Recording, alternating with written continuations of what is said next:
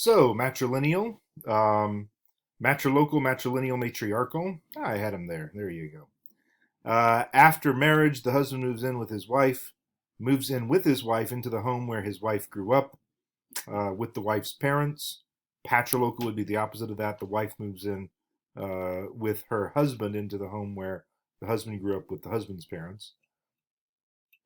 Matrilineal, matrilocality is associated with inheritance through the female line. Um, just because if you're living in the house of your wife's parents, then that would mean that your kids would inherit that. So it's not necessarily and then matriarchal doesn't necessarily mean that men rule. There can be plenty of patriarchal rule within a matrilineal society where most families are neolocal. We had a situation where we had a friend in Ghana, northern Ghana, has here's Ghana. Put the layout here so you can see. So this is more forested, heavily forested. Southern Ghana is culturally very different from northern Ghana, which is drier, more open grass and things like that. These are more densely populated down here. And also this is more under the influence of Islam. And so it's more patrilineal. Islam sort of bakes in patrilineality into it, which is very fun and complicated when it meets up in West Africa, because West Africa is typically more matrilineal, but it doesn't really necessarily mean, it doesn't work the way you would think it would, because it's also very patriarchal. So basically we had a family friend whose father had died. And so we were giving our condolences when his father died, and it was very sad. And then like 6 months later, we went, we saw him again, and his face looked even worse. And we are like, what's going on? I thought you had the funeral. He's like, yeah, we had the funeral, but now we're having the actual funeral, the big party, which comes afterwards, a celebration of life. The mourning is over in terms of the family's shock and grief, but the mourning has just begun in terms of the broader extended families coming to document the life of this person. We knew he was a very important guy, very rich and powerful. But our friend just looked awful. We said, what's going on? And it's just the expense. I just don't know how I'm going to pay for all this, because it's just a huge expense. You got to get coordinating people with travel, because they're coming from all over the world. You've got to rent spaces. You've got to rent tents. You've got to find alcohol and alcoholic beverages to entertain them, and food to feed them, catering, hotel rooms, local transportation, cars and buses. It's just through the roof. Then how is he going to pay for all this? And we said, yeah, but your father was a rich guy. And he's like, yeah, but it's not coming to me. Who's it going to? It's going to his sister's children, right?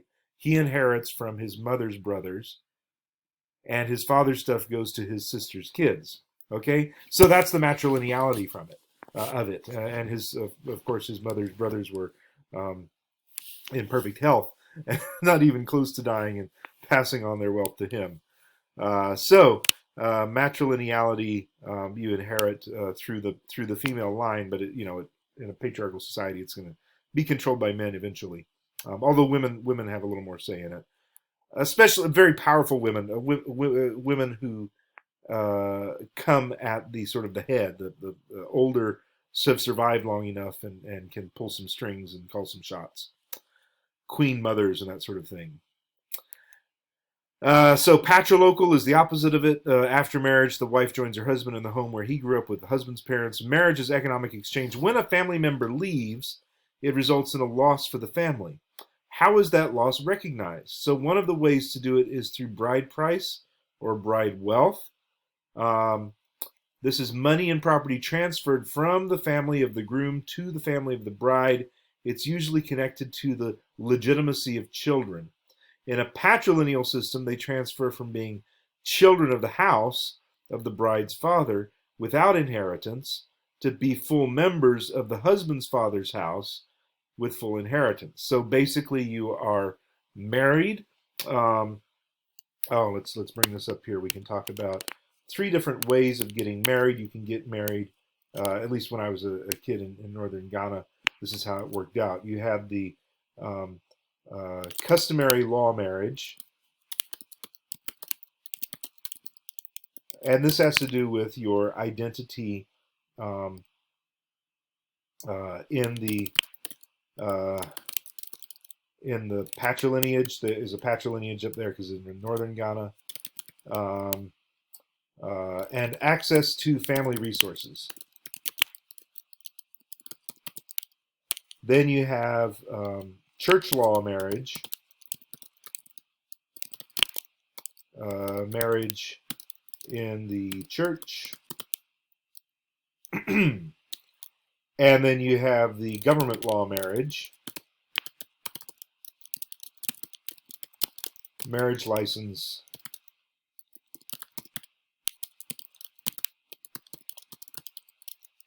divorce court, alimony, child support, etc. Basically, if it goes south, what's going to happen to the kids? How are you going to figure that out? Well, if you have the government law marriage, then you go through ordinary government law. If you have common law marriage, that's something different. It's a little bit, a few more hoops to jump through if you do get divorced and you're trying to sue for alimony, etc. It's just something different for the lawyers to deal with. That's government law marriage. That's the easiest one to get. You just go to the government office and you say, I want to get married. And he says, who do you want to get married to? They're right there. Both sign, pay your nominal fee, and now you have a license. Church law marriage, this is even cheaper. You don't really even just pay a fee. You pay the pastor if he asks for money to marry you. You find a church, you have your wedding, boom, you're married in the eyes of God.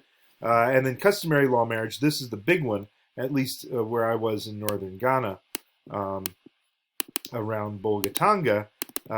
The customary law is 4 cows.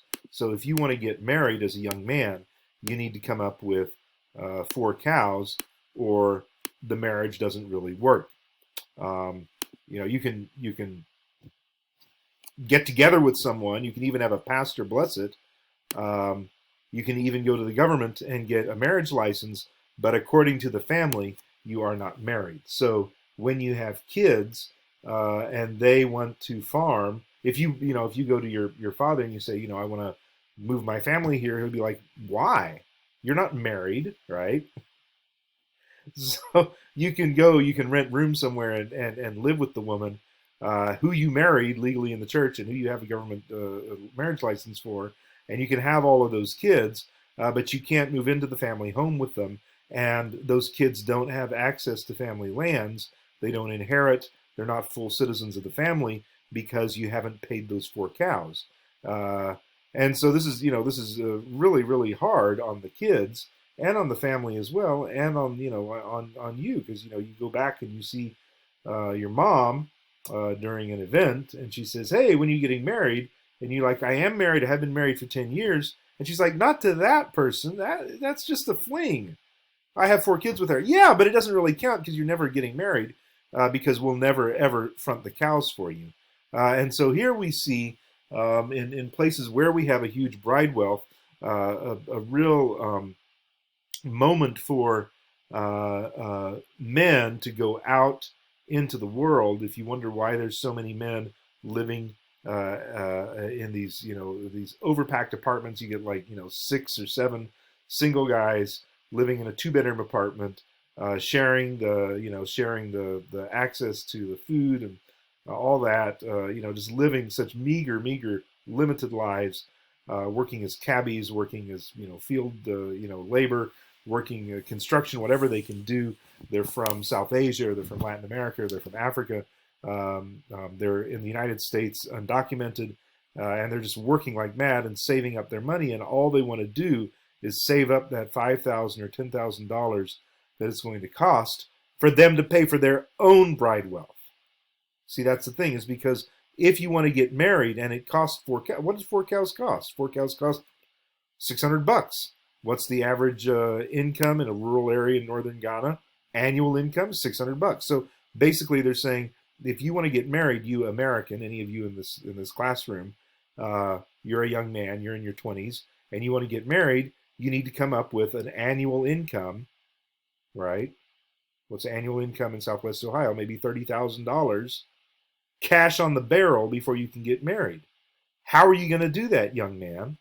You can't do it on your own. You either have to go and work and live like a slave in some foreign country with high wages and save up $30,000. That'd be really hard. But if you could do it if you went to China or something like that, or you could do it. Definitely, someone coming from West Africa to the United States could save up that $600 or $1,000 or whatever, and then go back and get married after a year or two. Or you say, okay, fine, I'll marry who you want me to marry.